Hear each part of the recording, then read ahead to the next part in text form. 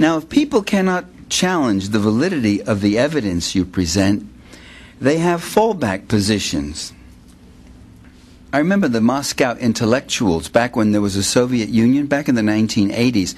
There was a very interesting article written, of all places, in the National Review, a conservative right-wing magazine, where the author described the Moscow intellectuals as loving Ronald Reagan, Marlboro cigarettes, and the Confederacy during the Civil War. And that, I thought, was a very accurate description, given the ones I met when I was there. They hated socialism. A friend of mine, she had the same experience. One guy said to her, he said, "The poorest people in your country live better than I do." Now here's a guy who had gone to Moscow University. He spoke fluent English. He had a small but comfortable apartment. He had a wall full with books. He'd never missed a meal in his life, but he was convinced that the poorest in your country, in America, and when I used to hear him talk, their eyes would begin to sparkle. America. And she said, "Well, that's not true. We have people in our country who sleep in doorways and pick through garbage cans and such." And you know what they said to her? They said, "That's all right. You don't have to lie to us anymore." And she said, "No, really." And she cited some statistics. What's the fallback, the first fallback position? Where did you get those figures from? She said, "From the federal government, Bureau of Labor Statistics, U.S. Census Bureau. It's public knowledge." So their second fallback position is, "Oh, those are just the blacks. The blacks, they're lazy and stupid, and so, yeah, they're poor, yeah." That's a rhetorical fallback position. I've given that a technical term, racism. I call that racism. So it so happened that she had a copy of Mother Jones with her, and there was a special photo feature in that issue of the poor of Appalachia. She said, "Look, Appalachia, they're all white, you know." And they looked at the pictures, and they had another fallback position, which was what? Oh, so there were a few white people who are poor out in the country, and so they're so unusual they made a whole article with photographs about them. You see? So beliefs are frighteningly impervious to evidence sometimes. The Soviet intellectuals believed America was a capitalist paradise. A year later, I headed a delegation to the Soviet Union made up of economists and political scientists, and I remember our guide in Moscow, she said, again, she was a woman about late 40s, early 50s, she said, "There is no prostitution in my country." You see, now we're trying to explore the nature of belief here. How do people have belief? And I said to her, I said, "You know, there may not be any prostitution in your country, but there sure is a hell of a lot of it in our hotel right here downstairs." And you know what she said without missing a beat? She said, "Yes, well, I want you to know all those girls have full-time jobs during the day."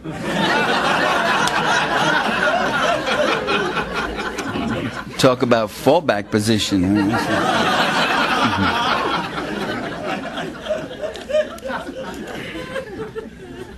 If you're engaged in political discourse and political struggle, as I am all the time, in political communication, you realize that you're not doing politics. You're doing religion. It's religion you're dealing with because you're dealing with belief. It's a rough deal. I mean, it's with good reason that we use words like political dogma and sectarian. These are religious terms, you know. As to what then is truth, we perhaps can back into that question. The way we can answer it by backing into it, by saying that we know truth exists because we know liars exist. We may not always know when our leaders are lying to us, but after a while we catch on. You know the saying, you can't fool all the people all the time, but if you do it once, it's good for 4 years, right? And what if 4 years it was, and then another 4 years we're in it still. What's often missing from public discourse and mainstream political study is the political economic content of something, of the issue. The media are amazing. They can tell you about this, and there were people there, and others were, but they don't tell you what's the issue, what is the conflict about, what's the substance of it, why are all these things going on, what's the goal. You can read American government textbooks of the standard mainstream variety, and you'll read that the U.S. Chamber of Commerce is a voice of the business community. These textbooks will often have a section called Public Interest Groups, and you'll have the U.S. Chamber of Commerce. And just as the AFL-CIO is for labor, it's always balanced in these books, they're always balanced. What you usually don't get is the politico-economic content of this politico-economic organization known as the U.S. Chamber of Commerce. You don't hear, you don't read that for almost a century, the Chamber opposed laws that legalized labor unions. It opposed collective bargaining. It was against the abolition of child labor.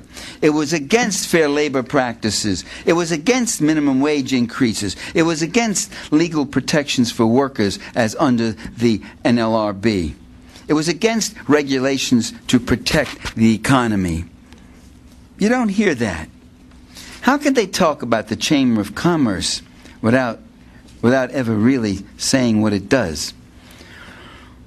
I'm reminded of something C. Wright Mills said years ago, that in the face of such informational vapidity, is there such a word as vapidity? Vapor? Vapidity? Did I just make that up? What? There is now. Such informational vapidity and cover-up, simple facts can have the import of radical acts. Now, this slighting of content, this avoiding political economic content, is a common means of maintaining the dominant paradigm. Never go too far into social reality. Never cross any lines beyond permissible opinion. I remember one time in the American Political Science Association, we were having this big debate of the decade or something. It was Philip Green and I against Nelson Polsby and Aaron Wildavsky of University of California Political Science, Berkeley. And I remember at one point turning to Wildavsky and saying, how can you teach and write about the American presidency for 35 years without ever once mentioning capitalism? Well, the look on his face, he startled like I was Donald Duck or something. He just was looking, and it occurred to me that this was the first time in those 35 years he had ever been asked that question.